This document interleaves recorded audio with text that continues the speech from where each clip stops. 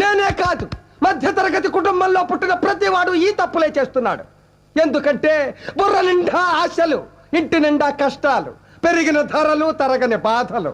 పాలవాడికి, నీళ్లవాడికి, రెంటుకి, కరెంటుకి, రేషన్కి, మందులకి, కూరలకి, కూతుళ్ళకి, అల్లుళ్ళకి, కొడుకులకి, చదువులకి, పండగలకి, పబ్బాలకి, శుభాలకి, అశుభాలకి, అన్నిటికీ ఖర్చు ఖర్చు ఖర్చు. తెల్లవారితే సమస్య, నోరు విప్పితే డబ్బు, అడుగు వేస్తే అప్పు. అన్నిటికీ సాకు 1వ తారీఖు.